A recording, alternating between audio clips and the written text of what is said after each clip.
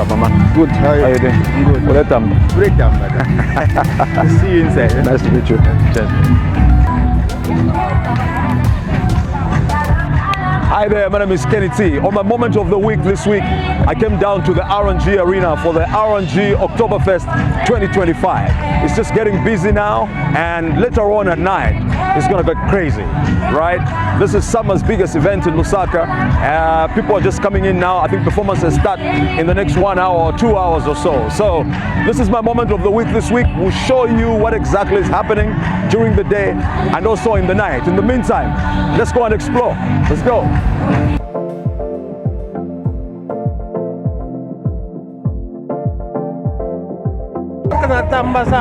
So nimkomfana kabemba kakumwesukitwa. I'm a big man. Good to see you. Thank you. What's your name? Jeremy. Jeremy. Hey. Thanks a lot. I appreciate Jeremy. Welcome. Cheers. Thanks. Yo, how's your brother? How you doing? You well? Very much fine. Nice to see you. Your podcast. Oh, you do? Yeah, very much. Thanks. I appreciate it.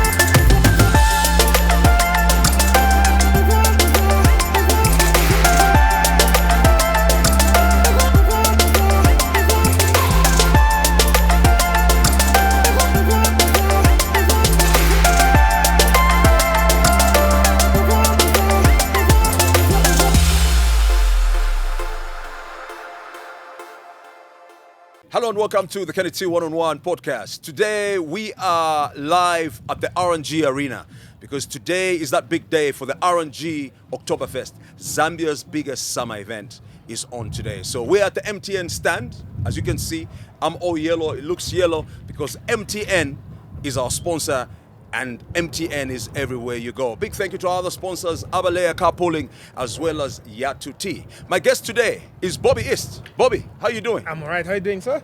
My man, you're a man with a lot of patience. It comes with the time. It comes with the time, huh? I've done this a very long time. Yeah, so Bobby got here very on time, but obviously for us to set up outdoor and whatnot, and it took a bit longer. Yeah. But the man didn't bother us at all. He was just patiently waiting, and here we are. Bobby, we're very grateful for you to be here. Thank you for having me. It's an honor, actually, to be here. Where have you been? I've not seen much of you lately. That is true. On the music end, I kind of took a back seat to kind of try my hand at doing a few businesses here and there. I always knew from the beginning that rap is a young man's game. And at some point, before people force you out, you have to try and diversify as much as you can. So before they forced me out, other avenues to kind of like get popping. But yeah. Cool. Okay, so we'll talk about the business side a little later on the show. Yeah. I want to know, let's speak about your life in Chunga. Yeah. My researchers have written Chunga Matero. It's just Chunga. Is it Chunga Matero? It's Chunga Matero. Okay. So Matero is a very big constituency. Yeah. And in there you've got Chunga, you've got Lilanda, you've got George, you've got Emersdale. It's a big cesspool. But to make things easy for people, usually we just say Matero. Yeah. But if you want to be specific, you say Chunga. You say Chunga. Yeah. Yeah. So what was life like in Chunga? What kind of a family do you come from? It was normal life, hardworking parents. My father is in the baking industry. He's been making bread for the longest time. Oh! My mother is a very, very, very smart, very intelligent business lady. And it was normal, I went to normal schools. No one ever thought that this was the path I was going to take because I was very, very quiet, very patient. Yeah. So which schools did you go to? So the first one I went to was Thorn Park when I was very, very young. Then when we moved to Chunga, I went to a school called Nelson Mandela. In secondary school, I went to Kamala Secondary School. Then I finished it off at Kaplonga Boys. Then for my tertiary, I was at Zikas. Okay, so when you were at Thorn Park, you lived in Thorn Park? I lived in Villa. So initially, Villa. Initially I lived in Villa up until I was maybe 7 or 8 years old. Yeah. That's when we relocated to Chunga. Ah, great. Yeah. So when you were growing up, I know you mentioned this, but Yeah. what did you aspire to be? A pilot. I think like You wanted to fly planes. I feel like every kid, thinks that they wanna. At the time, I didn't even realize like I don't like heights. Oh, is it? Huh? But as a kid, my mom got me this little pilot uniform, and I was like, this is what I want to do. I want to do this. Yeah. Then later on, it kind of transitioned into me wanting to do law. But somehow the music bug just caught me after high school. So you and Slap, did you know each other from Chunga Matero? Crazy enough, no. Really? No, not at all. I've always thought, I wish I knew him back then. Yeah. We bumped into each other much. Even in fact, saying bump into each other is like a stretch. Yeah. We sought him out. We looked for him. So you heard of him? Of course. Then you started looking. So when you say we, who with? So initially when I was starting my music journey, a lot of people who know me know that I started with a guy called J.O.B. And J.O.B. J.O.B. Where is J.O.B.? He's around. He's in media now. Okay. Doing quite well. But yeah, he was like the head producer at this small studio we had. And we just always used to have guys coming through trying to record, trying to do songs. And at some point we found this tall young guy called Alpha Romeo. Yeah. And we liked him a lot, and we said it would be really dope if we could get Slap D to do like a verse on one of his songs. So that was how we initially tracked down the big man. We found him. He was very accommodating. Yeah. And he did that verse for us for a song called No Vundu. I remember it very well. Yeah. But that was the first time I ever met Slap. So when you met him, Slap D was already happening, right? It was already happening. So like when you met him, how was it? He didn't need to take that meeting, honestly. Like I said, sometimes it's people that you know. In high school, there was a guy I used to know called Lloyd. Yeah. He was a rapper as well, and he ended up being signed by XYZ. Okay. So after he did that, I said, Mamineo, you introduce us. You know? So I asked him, can we meet the big man? He said, yeah, okay, cool. Go there on such a day. We went to his house. He opened the door. It was very surreal. I was like, oh, wow. But even before that, I'd met him like way back. There's an odd picture that I don't think even he has seen before. Yeah. Where we met outside Zikas, but at the time I was still in high school. Yeah. And we looked very young and very skinny. But But he was rapping already. He was rapping already. Okay. So I've been an admirer and a fan of Slap for the longest time. Yeah. But your style, especially when you came on the scene, all of us that could hear will be like, okay, this guy, his rap is, there's a type of rap that we're used to. Yeah. Your style is very, very different. Yeah. Kind of laid back and, where'd you get that type of style from? So, I always knew that if I was gonna do rap, I felt like everyone who was, at the time anyways, everyone who was kind of like doing vernacular rap were listening to Tommy, they were listening to Slap, and they were kind of mimicking that sound. Yeah. And I thought to myself, what if I go in a completely different direction? And it took a while to kind of develop that style. And it's a style that I won't lie to you, a lot of people didn't get in the beginning. Like, what's this? What's this? It's kind of offbeat. It's kind of, I'm like, I'm doing it intentionally, And a lot of people don't know this, but sometimes I write my raps the way that I do. I think it's the first time I've ever mentioned this. Yeah. If you listen closely, I've got a slight lisp. And in rap, you need to be able to like do double time and tongue twist. I can do that. Okay. So I would deliberately write my rhymes in a way that is very slow, very controlled, that I can manage and doesn't bother my tongue when I'm... Oh, I see. Yeah. Because with rap, people need to know. Exactly. They need to hear the lyrics. And you need to be clear. Of course. Oh, so right. I decided a long time ago, instead of focusing on delivery so much, I would focus on just the words. And the lyrics, and kind of get through that. Okay, so before you met Slap, Yeah. did you attempt to speak to some artists, some other bigger artists, to sort of like try and do songs with you and all of that? Oh yes, definitely. I think the first one we met was Crisis. He was doing an album launch in Kablonga, and we moved all the way from Chunga to go and we're like, can we play you some songs? I don't even think you'll remember, but even then I still have the pictures. Yeah. He was like, hey bro, you're here for my album, just listen to the album. I was like, okay, cool. Really? But knowing what I know now, that was like a bad time to ask someone to listen to your music when they're launching their own project. I see what you mean. But for you, you're hustling. You're like, opportunity yaoneka. Opportunity yaoneka, you know. But he was like, nah, bro, I'm not gonna listen to that. I was like, yeah, okay, cool. And this one day, I'll never forget. We were seated in the studio. I was wearing shorts, flip flops. We're even having a drink. You know, it's a studio in the hood. Yeah. And in walks in Ben Blazer and Peterson. Wow. And this is 2010 Ben Blazer and Peterson. Like, I'm like, nah, play us some more beats. Play them some beats, and they're like, come to Kitwe. So at the time, Ben Blazer had his studio in Kitwe. In Kitwe, of course. Yeah. Said, come to Kitwe. At the time, I'd started college already. I was at Zikas, and JLB went first, and I stayed back. But after a while, he would call me every day and would be playing me songs, and I'm like, he's improved so much, and I felt like I was lagging behind. And I had to have a conversation with my mom and tell her I need to take a break from school and pursue my dream. Yeah. That didn't go over so well. She refused that? She didn't refuse, but she was very, I think, disappointed. She really thought I would go down a very corporate route or something like that, because I used to do really well in school. And she was. But parents also naturally they really want that out of us, you know. Of course. Yeah. Of course, you know. This one day, last year, my mom sent me this message. I'll send it to you so that you can put it in the pop-ups and whatnot. She remembered the exact day I told her I wanted to go to Kitwe. And at the time, she was devastated, honestly.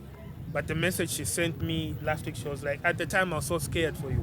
Yeah. But now I'm like so proud. Like, if I go somewhere, they say, oh, that's Bobby's mom. People treat me with respect. You know? And that meant a lot to me. It validated like my risk of me doing that. Yeah. No, that's really cool. And you know, also, if you're making the parents proud, you know that you didn't make a mistake. Of course. Even though it looked like a mistake in the beginning. It's and I understand them, you know. It's a risk. I have my own kids now, and if they told me they wanted to go into the arts or into sports, I'd be worried about them, you know. It's 50-50. You can make it or you can't. Yeah. But also education has to be there, just to bring that that balance. That was the agreement we made. We said I'll take a break, but I'll go back to school. Day Walker, Vanilla Rob. Yeah. What are these names, bro? So with the Day Walker, that's kind of like, I realized a very long time ago that, you know, this is entertainment. Yeah. It's entertainment, and you have to kind of like create characters and like have like alter egos and stuff like that. Because I sat to myself and I thought, well, Robert is quiet and he's a little boring. Yeah. So you need like a space. I always used to look at it like a movie. Like you need a space where this character can operate and do certain things. So my whole angle for going into the music industry was like, I'm just going to shock everyone. I'm just going to rap about whatever, you know? And if you listen to the earlier records, they were very... I remember I used to have a lot of problems with radio stations. Like, we can't play this. Like, this is like... this is risque. Like, why would you say something like this? But I was like, my angle is just to find my footing using shock and awe. Yeah. And once I felt like I had accumulated a good enough number of people who cared about what I could say, then I created Vanilla Rob, who was a watered-down commercial version of that. Oh, right. So all of it was like, it was a long-term plan that I always had. I always had these characters in me. It was just an issue of timing. Of when do I introduce which character. So now, which name do we go? Which name do we go with? Which character? So, as of right now, I'm just Rob. I told people, I was like, yo, I'm just Rob. Like, you know, I'm in my 30s now. I'm ready for people to get to know me. But even with the characters, I always told my fans, I was like, I'll always be honest in the music, you know. If you hear me rap about a Benz, then I really did buy one. If I'm just quiet, then I don't have one. Oh, so, like, I see what you mean. So which is a bit like the opposite of what a lot of artists do, right? They'll usually sing about, you know, pose and sing about things that they don't really have. Well, there's a lot of fake it until you make it in the industry, which is okay. Yeah. I get it. I really, really get it. But I just thought my approach should be different. Where So you don't believe in the fake it till you make it. I do thing in believe the I industry. do believe in it. I just don't believe in it for myself. For yourself. Okay. I don't believe in it I don't think I have the patience to follow through with that. To say, to hire a car and say, this is my car, drive it for 3 months and then give it back. Like I'd rather work hard and really buy it for real. You know? Yeah. No, that's cool. I mean, it makes sense. So, at what point now did you and Slap start getting very close and start working together? So with Slap, I'll be honest with you. Growing up in Matero, I always wanted to be signed by XYZ. You know. Oh, is it? Yeah, like that is the crew. That is the Lusaka crew. That is Matero to the core. Yeah. And the first time we met him, even though we were playing him songs to jump on another artist, we were hoping that he would sign the both of us as producers initially. You know. But I feel like his team was so big at the time that he didn't see the value in it. So we ended up going a different route. And so imagine growing up in Matero, wanting to be Matero artists, you go to the Copper Belt, and that's where we built our names from. Ben is the first one that gave us a shot. Yeah. He's the first one that got us played on radio. He taught me the business. Yeah. He taught me what a commercial record is. He taught me if you're gonna make music for this, is for yourself. But if you're gonna make music for the people, you have to structure it in such and such and such a way. I learned a lot from him. And after a while, you know, he's always been a man of faith. Yeah. But after a while, I feel like he just fell out of love with. He's never said it. I'm assuming. Yeah.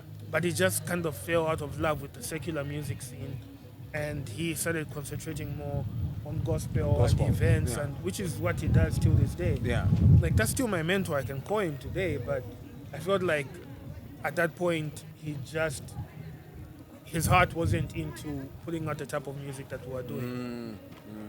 And when that happened, I kind of became a free agent, you know? Okay. And I kind of fell off. It was very quiet. All of a sudden, all the calls that I used to get, no one was calling anymore. Yeah. And I'm just like, oh, damn, this is what happens in the music industry. You have your... Maybe I had my peak, and that was my peak, and that's it, you know? And during that time, I still wanted to make music, you know, but I needed to find a new producer. That's when I met Stash. He was like 14. I met Stash. He was 14 years old. He was 14 years old. Okay. I met Stash through Nez. And we kind of started building our own little movement again. But before even that... But Nez has been around for that long. Nez has been my friend for... People have known Nez now. If you look at my old videos, Nez is there. That's my brother. That's my friend. Oh, is it? I was actually having a meeting with him a few days ago. Okay. With Nez and myself, it's a friendship of over 15 years. Yeah. Nice. Yeah, so we started building our own kind of like our own movement after that. Yeah. And this one day, I got a call from Zenga, man. Yeah. And he says, hey, Bobby, can I have a meeting with you? I say, yeah. So I go, I meet him. He tells me, listen, Slap wants me, he's kind of like reformulizing XYZ. Yeah. And he wants me to be head of production. But there's one person he says he's always been a fan of. He wants to sign you. Wow. I was like, damn, like right now? I was like, I have no songs, I have no stock, I have nothing. I was like, no, just based off potential, he wants you. And he took a chance on me. Yeah. People ask how come I've lasted this long. You know how the music industry is. Yeah. You have your mentor and your mentee at some point, the fallout and whatever. And, you know, as people, it's not all the time that people get along, whatever it is, but the one thing that I always have is like the utmost amount of respect for Slap for believing in me when no one else did. Yeah. Pushing me, teaching me the business and stuff like that. Because of that, unless he decides one day that, hey, Bobby, I don't need you, I want to reformulate and do something else, I'll be here. Yeah. I hear you. So, currently, what are you doing with XYZ? So, with XYZ, to be honest with you, again, it's a process again where you have your different iterations of artists. You have like this school comes in, this school leaves. This school comes in, this school leaves. And the problem is that it used to be easier back in the day to find artists, mold them and groom them. You know, it took me maybe, and when I say me, maybe I'm being a bit selfish, myself, Stash, probably even as it took us maybe 4 years to mold Dave and put him out. Yeah. It took us even longer for Vincenzo. People were shocked. They're like, oh, you've known I'm like, Vincenzo, I discovered him the same time as Dave. Yeah. So if you look back at those videos, some of them are 8 years old, you know. There's vocals of him on my first album. People just didn't know who he was. Yeah. But we had the luxury back then, before the internet, to be able to groom and grow an artist without them being under the spotlight. It's like an academy for footballers, you know what I mean? Yeah. The problem that comes in now is everything is it's like fast food. Everybody wants everything to be ready now and then. Oh, you've signed this boy, when is the single coming out? No one is giving anyone the ability and the time to groom an artist, to teach, to learn not only the business, but even just how to create music. Sometimes all you see is potential in somebody. But when you see that potential and then 6 months, 7 months in, the artist gets frustrated because of the internet and all of that, it becomes difficult now to do what we do. Let's speak about Dave for a little bit. Yeah. For how long did you know him? Because you know, when I saw his initial music, Yes. you know, I saw some videos, I was like, wow, this boy's got potential. Yes. You know? And you're saying, you know, you took about almost 4 years or over 4 years to Yes. groom him. And Of when course. did you meet him and what kind of a relationship did you have with him? With Dave, it's the same thing with Stash. When I met him, he was still high schooler. Yeah. He was still in high school. He was very, very young. Yeah. So initially, after that, the only thing we'd be doing on the songs would be background vocals. Yeah. Hums here and there. We'd get him, okay, come for this show, come and watch this show and whatnot. And it wasn't until sometime in 2015 when we said, okay, now you can start doing like features. You can do a chorus here. I remember the first chorus that he did was with my good friend Toaster. Mm-hmm. Then after that, me and him worked on a record called Next to You of my, that was my first album. Yeah. So we did that song, Next to You. And at the time, all he had was vocals. He still couldn't write. But eventually it turned into one of the best writers ever. But like I said, it's a process and you have to wait for it. And for me, the minute I saw the boy, I was like, this is a golden egg. And not for me personally, I just saw him as an asset for the country. Yeah. I was like, this is someone we can push. Yeah. We can start off small and push him in Southern Africa and see how big he can get. Yeah. It's unfortunate what happened to that boy. Yeah. I lament about it all the time, and I think to myself, what could have been? Yeah, You know? I can imagine. Yeah. I mean, I think his death really shocked all of us. May his Yeah. soul rest in peace. course. I can only imagine where that boy would be today. Because I never worked with him, but Yeah. if he had discipline, Yeah. coupled with the talent that he had, Yeah. it's a recipe for progress, for success. You know, because he's from where I'm from. When you grow up there, the only thing you want to do is make it. You want to do something for your mom. He loved his mother so much. Yeah. That was the reason he did what he was doing. Yeah. I feel like with the dedication that he had, the Yeah. focus that he had, Yeah. he was going to be extraordinary.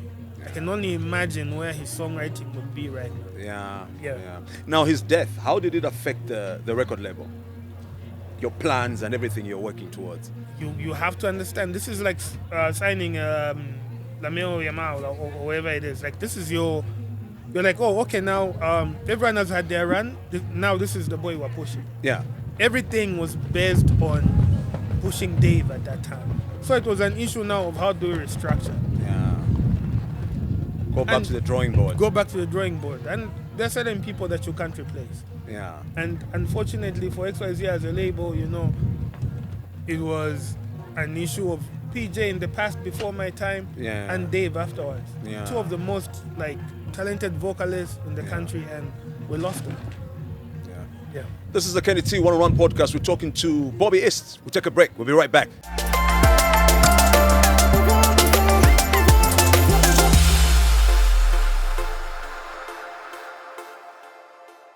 This is a Kenny T one-on-one podcast brought to you by MTN everywhere you go. Yatu T and Abalea Carpooling. We are at the RNG Oktoberfest. These are the early hours of the event. It kickstarts fully in the next 2 hours. In the next 2 hours, this place will be packed, right? So we decided to do our interview just before it gets too busy so that, you know, you'll be able to hear what we're saying and what we're talking about. My guest today is Bobby East. So now, Bobby, Yeah. let's speak about XYZ a little bit more. Are you still CEO of XYZ? I am. Okay. I am. Until the big boss decides that Kwapwa. But I am. Yeah. Great. Now, I know that there's a business side. I mean, music is business, but away from the business of music, there's some other businesses that you're doing. Can we just talk about that a little bit? Yeah, sure. Do you want it on the surface, or you want me to get deep about it? Let's get deeper about it. I'm hoping that somebody gets motivated. Yeah. I'll go deep into it, and I'll if anyone needs any motivation, I'll tell them. When we cut, I was telling you how many obstacles I've had to fight. Yeah. I say this, and sometimes there's a lot of things that people keep to themselves, you know, and the same happens with the business as well. Because showbiz is the way that it is, and people only show you what they want you to see. Nobody knew that I was like pretty much bankrupt last year. Oh, really? In heavy debt. Wow. In heavy debt, you know. We made some investments. Yeah. My fans that follow me, they know that there's more than 3 companies that we owned and ran. And how I'm gonna put it, it was just like it was the times. Yeah. The economy took a hit. Yeah. All of our products were being imported. Our rentals were in dollar. We just couldn't keep the lights on at some point, you know. And it got to a point where I was dipping into show money to kind of keep the lights on and whatnot. And you get a loan here, a loan there, and whatnot. And it went really south really quickly. Yeah. And again, I thought to myself, well, Robert, you've been here before, and that's always been my biggest fear, to have to go back to where I come from. And I don't say this in the physical, literal sense of like chunga, which I love, but it's like the position of not being able to provide. Yeah. So I was like, oh, damn, this is your biggest fear, and it's come to pass. So you're either gonna fight through it, or you're gonna give up, you know.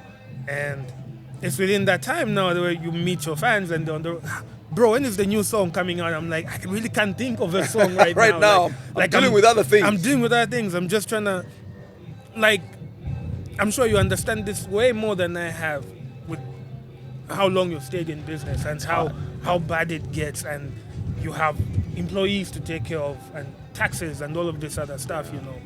But we buckled down with my partners. We found a way. And I can only tell this story now because I consider myself fully recovered. Yeah. But it got really bad for a while, and nobody knew. Emotionally, how did you take it? It wasn't the easiest of times. It takes a toll on you emotionally, you know. But you see, for me, to be very honest, I respect people and businessmen who are able to see that the business is not making sense, because the people we meet, people that will praise us, are not there when we've got pressure. Just a few days ago, I posted on my Facebook, I say, being an entrepreneur is not an easy road, you know. But I respect people who are realistic enough to say, you know what, let me put a backstop to this. Maybe we think of a different type of journey. Exactly. Yeah. Exactly. Yeah. So we had to reformulate the business, re-strategize. Yeah. At the time, we're doing a physical store. Right now, we're just doing online and just events. But we're building up to the point where we want to try again, do another physical store with the lessons that we learned from before, you know. Like I said, the one thing I'll never do is give up. The only thing that you can take away from me to make me stop is my life. If I'm still alive, then trust me, I'm coming after what I want. Absolutely. The other thing also is that I tell people that, look, there's a difference between being knocked down and being knocked out. Of course. The good thing is that when you're knocked down, you can get up. Yeah. But let's speak about, there's a time you signed to Kalandanya Music, right? Of course. How was that like? And then it was a bit confusing for us. Like, but Bobby is XYZ. Why is he getting signed up to Kalandanya Music? With the big man, BK Bawalia, I'll always have the biggest, the most amount of respect for him. He's a great man. What people don't realize is that at that point, the music industry, entertainment in short, needed a stimulus package because of COVID. We spent a year without any shows. And I remember people would comment and they would say, hey, why don't you invest? Blah, blah. Or like, guys, sometimes when you're in something, if you've got former employment, you never think that, they'll close down this company or whatever. The thing also, you think, no, after 6 months, I'll invest. Yeah, I'll invest. When I get the biggest deal, I'll invest. But even then, I was like, but we do invest. We invest in ourselves. When we are paid, you shoot videos, you hire assistants, you hire producers, video directors. We're investing in the brand. I see. I didn't look at it that way as well. You know? Yeah. I'm like, no, but we're investing back into the brand. If the only thing I do when you pay me for a show is eat the money and buy champagne, then it's different. But if I'm able to employ other people, a stylist, someone who's holding a camera, someone who does social media, then it's a brand. Bobby East is a brand. You know? Yeah. And because of COVID, the money ran out really, really quick. Yeah. And he just came up with a stimulus package, and they said, guys, I'm giving you a deal. There's an advance it wasn't a forcing issue. There's an advance of this much if you want to sign. And most of the contracts were like a year. I'm told he gave good contracts. They were good contracts. I don't think anyone complained about it. So it was a necessary thing. And even when the time came when, those contracts ended and then there were discussions about exit, no one had any problems again. It was very respectful, that's why I'll say I'll always have the most amount of, if he ever needs me, he can call me. All right, but now, can you explain what happened? Were you still signed to XYZ? At that point, we had to take a back seat from XYZ. Okay. As it is, the company remained as Extreme Media, but it had no artists. Okay. It had the younger artists, but the ones that were signed by KMP were KMP artists, and that's it. There was no MOU, no joint venture, nothing. Okay. At that point, all of us were KMP artists. During your being signed to Kalandanya Music, yes, are there any happy moments that you can share? Exciting moments, because I heard that he used to book limos for you guys. He gave you that star power. He loves music and he loves musicians. He's a very joyful, happy man. And more than anything else, what I used to like the most is that at times he would call you to his house.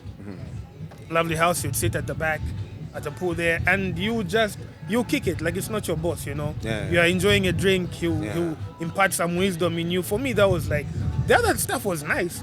Like right now, if I'll tell you the truth, if I wanna do a music video right now, I have to come up with that budget myself as Bobby East. Back then, I could make a call and I'd say, I've got this song, you submit it, and they approve a budget for you, And it was easy. I was like, this is how other artists feel. Actually, that's how it's supposed to be. Yeah. Right? Yeah.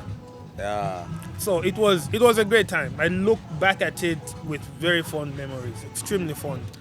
I was, I heard from some quarters that some people were saying, after the Kalandanya Music, the company itself, after it, it was no longer operational with the artists and stuff like that. I heard that it was very difficult for the artists to recalibrate because and I say this respectfully, it almost felt like artists became a bit lazy because the label was doing almost everything for them. They sort of like forgot the hustle, Did that affect you in that way? For me, no, because I've been a hustler my whole life, So even while all of that was going on, I'd already started my businesses. I was already working on my own thing. I was grateful for whatever was availed to me, but I was never expectant, I would never nag and say, oh, give me this, give me that. If it's offered, then well and good. But if it's not, I still need to be able to stand on my own 2 feet. I've always been a believer in that. That's great. That's how it's supposed to be, actually. Yeah. HMAC, Of course. how's your relationship with HMAC? I heard about HMAC before I met him. Of course. To be honest, I haven't spoken to Ishmak in a while.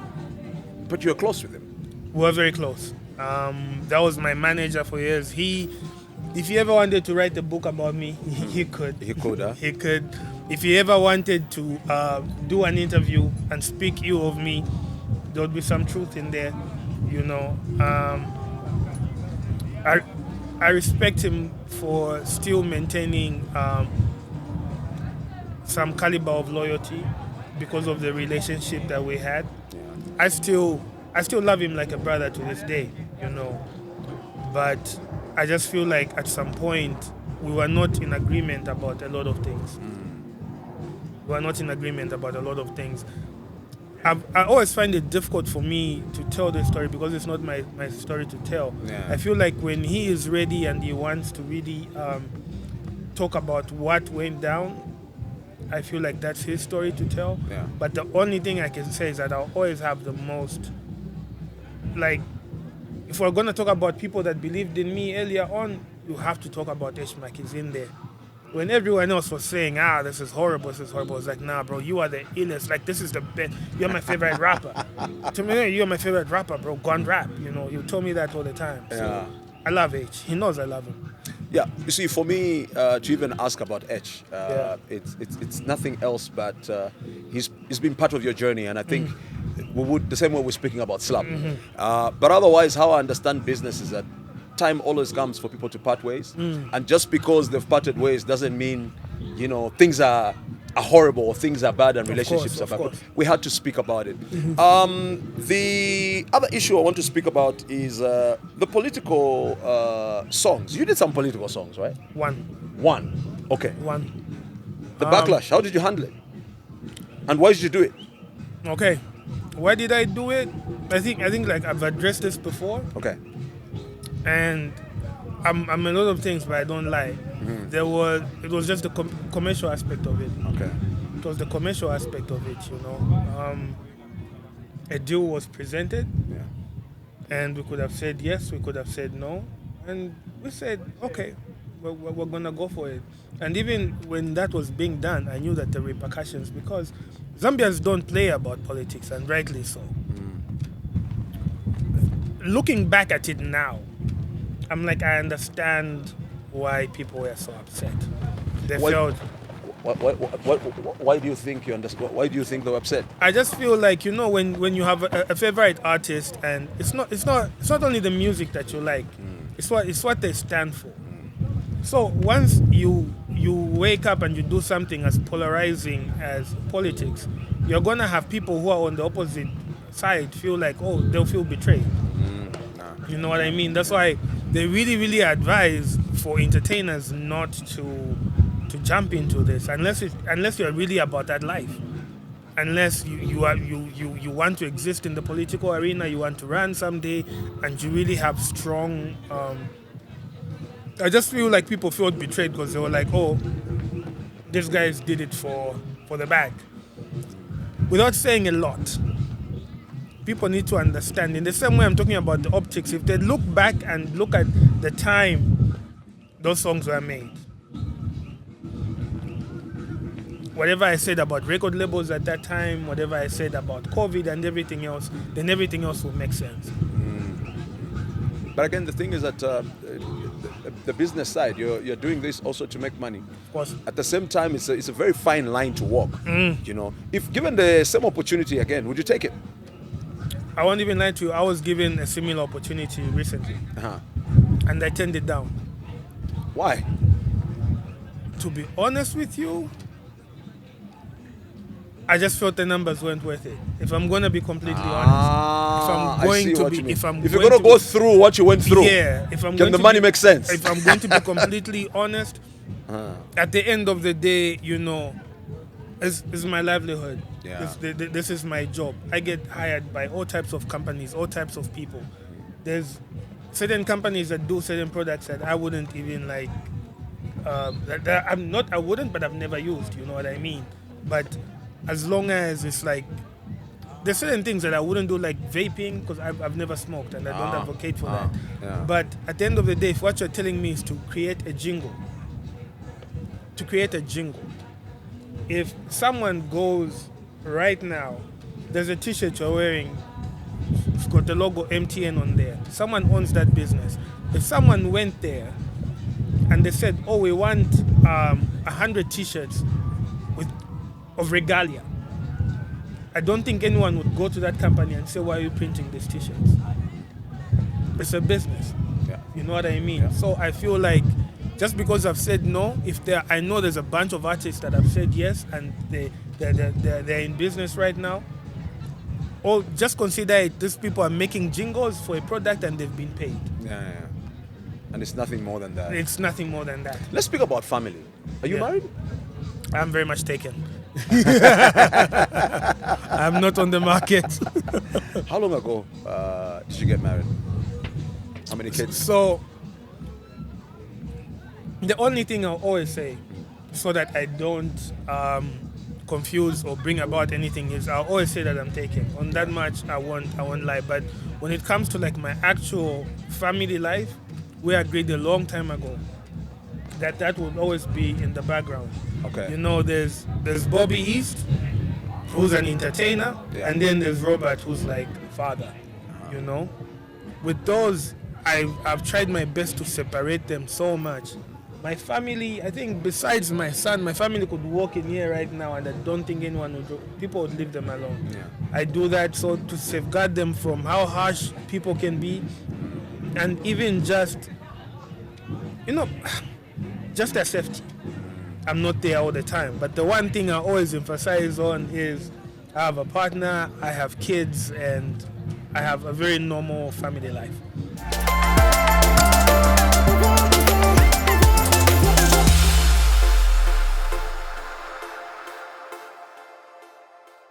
This is the Kenny T One-on-One podcast. Don't forget to like, share, and subscribe. Also hit that bell button so that every single time we upload a new episode, you get that notification. My guest today is Bobby East. Now, Bobby, you announced that you retired, or you're retiring from music? So with the last album that I did, there's a song on there called Remember My Name. And on that song I say, thanks to my fans, this is my last album. That wasn't me saying I'll retire per se. I was just saying I'd always had a plan that I'll do 3 albums. And that's it. I always thought the trilogy is like the best thing that you can do. And I thought that at that point I'd said everything I wanted to say. I had achieved way more than what I thought I would, And it might not look that way to other people from the outside looking in, but, I had so many no's, and I turned this into a career that I was able to sustain and take care of my family, build businesses, uplift my friends. I was like, yeah, I've had a good run. Let me just, But like I said, life happened, and with everything that happened last year, I needed an outlet for what I was going through, Yeah. And the music has always been my therapy. So I found myself writing more and more and more.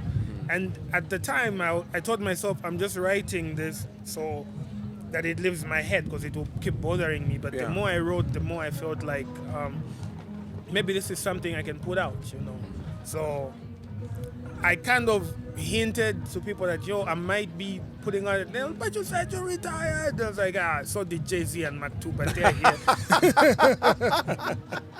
So you're back in the game. I haven't put out any new music in over a year. Yeah. Only done features that have done really well. I've been watching the music videos. Yeah. You're doing quite a lot of features. The features are doing quite well. They keep me relevant, But for me as an artist, as Bobby East, yeah, man, I feel that itch again. I feel that hunger. Yeah. So can we comfortably say you're working on something right now? 100%. When do we hope to hear some new material from you? Any timelines? I really was hoping as soon as November. I'm hoping that that's the case.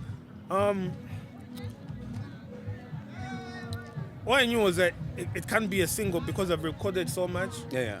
Then I thought album, and then the hip hop artist in me thought to myself, this is the first time I'm saying this out loud. I'm like, no one does mixtapes anymore. Yeah. I'm like, I really just want to do a mixtape so I can rap and like put out these records that I've been working on, you know. And yeah, those people who've been craving, wanting some Bobby's music, they can also say, oh, our guy is still here, still representing, you know what I mean? But I've got that hunger, I've got that itch, you know. Yeah. So on the new on the new material, can we look forward to some great collaborations with other artists? Yes. On the last album, I think I concentrated a lot on like mellow productions. Mm-hmm. On this one, I want more rappers. But I've been telling everyone who's been coming to record with me, I'm like, you're here to out-rap me. Like, please just out-rap me, like kill me. Like, that's what I want. Like, for the purpose of the song, I want to feel like the person I'm featuring is, like, completely ruining me. Like, I want that, you know. So sometimes I'm sending verses back to people. I'm like, I kind of had you on this one. Do it again. Not good enough. Not but good enough. Your lyrical content in some of your songs, there's a lot of cursing in there. What's the story there? Are you targeting a different audience? I'm just a product of my environment, you know. And can you explain that? And then with me, you know, I if you know me, you know I rarely speak, but I'm a sponge. I take in what everyone is saying, you know. Yeah. And sometimes I'll say something, and I'll give you an example. On For a Long Time, wrote that hook, and then Slap comes in, and it's like, oh, yeah, I'll finish this song and whatnot, but it's like, been the S for a long time. Yo, bro, that's not gonna play on radio. I'm like, I've tried to replace that word. It doesn't hit the same. There's no, like, blip this out, but there's no replacement for I've been the shit for a long time. That's just how I've been the man for a long. No, like, yeah, you have to say it like that. It's the only way it hits. Yeah. It's the only way it hits. So you know, but the more I became Vanilla Rob, the more watered down the content was, the more love songs I did. And it kind of alienated my earlier fan base who wanted me to curse all the time. They said, our guys are about kids now, so what am I gonna do? I so not so much cursing in the new songs as there was back in the day. But back in the day, I didn't care. I'd say names, I'd offend people. Just So how many songs are you planning to put out? Have you thought about that? So right now, I'm in camp as we speak. Me and my producers, shout out Witty, shout out Stash. We are hiding somewhere in a house very far away, and we're recording every day. When we have enough material, we're gonna sit down, listen to everything, and then decide what we're gonna put on the compilation, you know. I remember a few years back, you performed at this event, yes, the RNG Oktoberfest. Yes. That was your first time, right? What happened? So, shout out to Guy.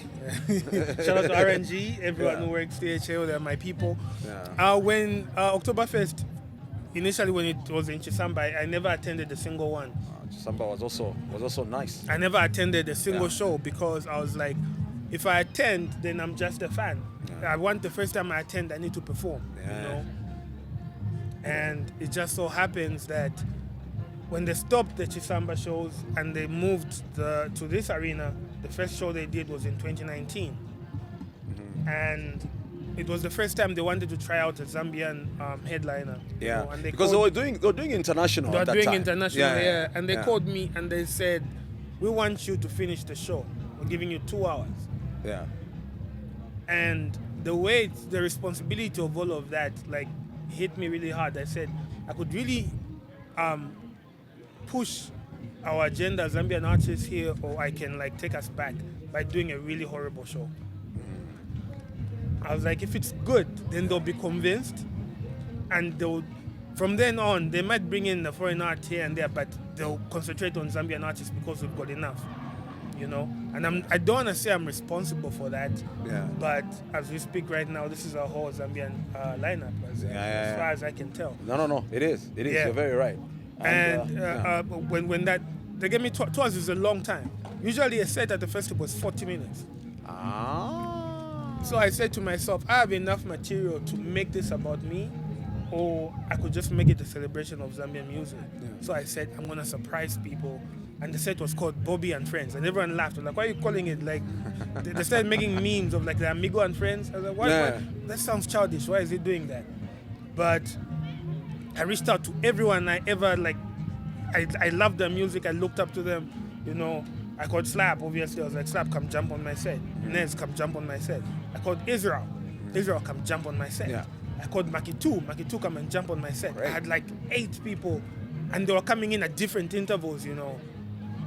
And it was just, I feel like no one had seen a show like that here ever, honestly. That was like, if you're going to talk about my favorite sets ever, that's like my number one. Because we did 2 hours of nothing but entertainment. Yeah, and you guys, I'm sure people got excited. People got and super they were not excited. even they were not expecting They it. were not expecting any of that. They just thought, Was it here? Right I think here. I was here. I think right I here. attended that one. It was right yeah, here. Yeah. Now let's speak about just the music industry in Zambia today. Do you think you guys are working together as artists? Are you doing collaborations the way you're supposed to? Are you pulling each other up? Those that like each other work together.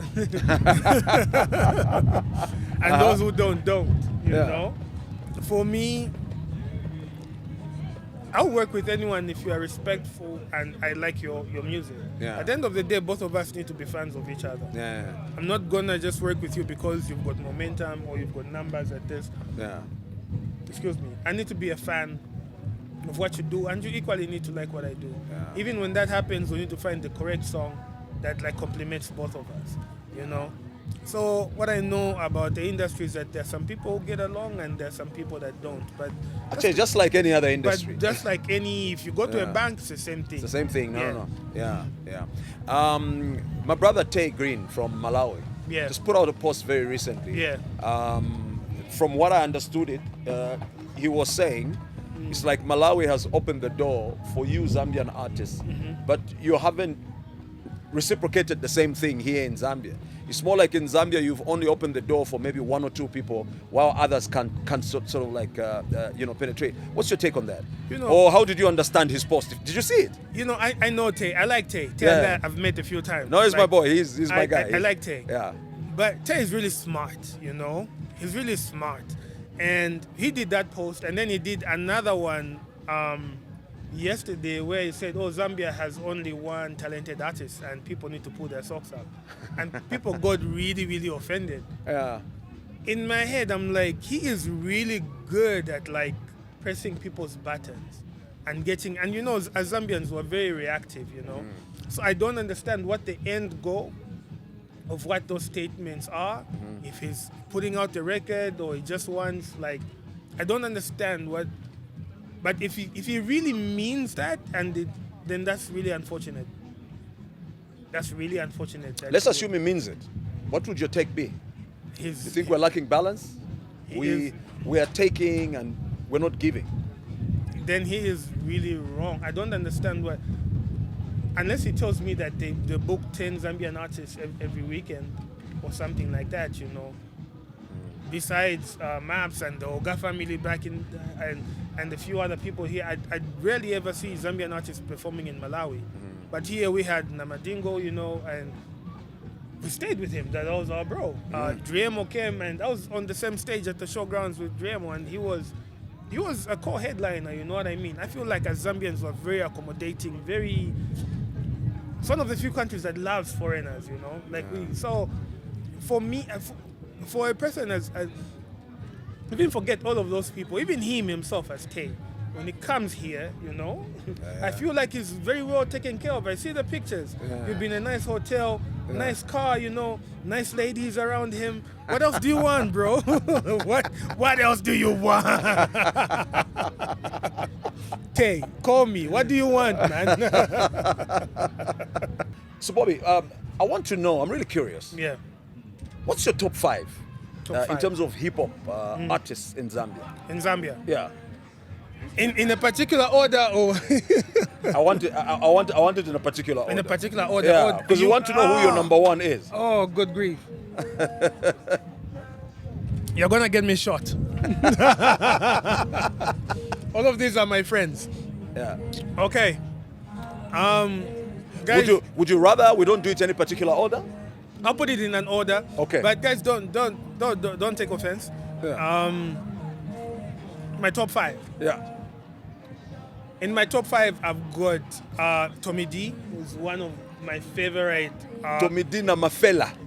I love his cadence. I love his he's a true hip hop head, you know. Nimuyo wakudala kwatini, you know. So I've got Tommy in there. I've got Makitu Bugaman for what he's done, really just to push the industry. You know, being introduced to the Copper Belt sound, I was on the Copper Belt for it. Like I said, I was signed on the Copper Belt first, so I experienced that firsthand, you know. So I've got Makitu on there. I've got Sheffy on there. Obvious reasons, very dope MC, very consistent, you know. One of those people I think has rarely ever seen a dip in form and just ability to pull a crowd and all of that. So much respect to him. So that was like number 3. In the second spot, I have Slap D. In the second spot. The second spot. Okay. He's my mentor. He started shouting, this guy. He's my mentor. I love him. Yeah. In number 1, I have the Daywalker, Vanilla Rob, aka Bobby East. I believe in myself more than anyone should ever do. So if I'm gonna be, it's a very biased list, but I'm placing myself at number 1, and there's nothing anyone can do about it. There you have it. All right, so Bobby, as we wrap up our chat on this podcast today, what's your advice to those young rappers, those young, I mean, maybe the upcoming or those that are hoping to be who you are today? What advice can you give them, you know, in as far as this business is concerned? Because you speak from experience. Yeah. No one will ever believe in you as much as you believe in yourself. The most important thing is self-belief. Believe in yourself. Don't take no for an answer. But again, there's a thin line between that and annoying people. Don't be a person that people ignore because you're always... No one owes you your success. That's on you. Yeah. There's no gatekeepers in the music industry, especially now that you've got your internet, your TikToks, your everything. You have everything at your disposal to create something of yourself. Stop going to people thinking that they hold the key to... If that was the case, every artist that owns a record label, all the artists would have blown up. You know what I mean? You have to believe in yourself. And also, it's very important to have a very good team around you. I must commend you. I've seen your team here. These guys are very dedicated, you know. Thank you. You need people like that. People who believe in the vision, who are passionate about, they'll say, oh, this is our leader and it's going to take us where we need to go. But until then, we really need to grind, you know. We need to grind. And the other thing is, don't take too long to learn about the business. I feel like I kind of did that. In the beginning, I used to just concentrate on rapping a lot more than I thought about the implications on how many business. And I won't lie to you, I feel like I'm still learning on that front. Yeah. And sometimes when you are learning, you shouldn't have too much pride. So I will, right here where everybody can hear, I'll be calling you for advice. You know, you are doing this podcast and you could get all of these people to show up in this lovely tent that we're in right now. As artists, what do we need to do to incorporate that into the music? How do I get a brand placement into a video so that I don't have to worry so much about the budget? Maybe increase the video budget a little bit and say you have visibility or run with this. This is my new project, you know. I feel like as artists, we're still learning that part of it, and we're not asking the right people. We're just kind of like doing this. So if I call and I say I need some mentorship on here, I hope you pick up the phone and you direct me the right way. I picked up the phone and called you to ask you to sit on my podcast. You didn't hesitate. You're here. Yeah. I'll do the same, man. I appreciate that. I'll do that. I'll do the same. And I really appreciate your time here because we've had a great conversation. I know you're not a guy that that so much of a storyteller, but today you've been what you're not comfortable doing, and here we are. Of course. I appreciate it. It's absolutely amazing. I wanted to say something very important here. Yeah. I truly admire and respect the XYZ fan base. Oh yes. This movement has been out there for the longest time. Yeah. Any word to your XYZ fans as we wrap up? I want to say to the XYZ fans, you guys have kept our lights on. You've put food on our plates. And I get your complaints. Sometimes we neglect you guys. Not as much music, taking our foot off the gas, concentrating on other things. But in as much as you complain, you're kind of like Man U fans. You come back because you love us. Yeah. And we love you too. And I don't want to spoil too much, but I just want you guys to know that we're doing something very special, specifically for XYZ fans. And by that, I don't mean just the music, but just the experience of us meeting and doing a large event of our own, just for us. Great, that'll be awesome. So I've got a question from our previous guest for you, from Mumbayachi. Yeah. The question reads, looking back at your journey, what's the one moment where you felt completely misunderstood by people, and how did you shape the way you connect with others now? It's quite long, but I hope it makes sense. And after you answer, I'll give you an opportunity to ask a question to our next guest. But let's get an answer to this. When did I feel the most misunderstood? I won't lie to you, I feel misunderstood all the time. I feel misunderstood the whole time. When I came in with my brand of music, because I dumbed down the music so much, everyone thought like I was really like, people thought I was dumb, and I was like, man, maybe if you got to know me, but at the time, it was really important for me to prove people wrong and to explain myself and to do all of that. But the more I've grown, the less I care. Yeah. It's like you think what you want. Yeah. You think what you want, you walk in your lane, I'm gonna walk in mine. I still feel like I'm misunderstood to this day. But I think the best artists are. You shouldn't be able to understand art.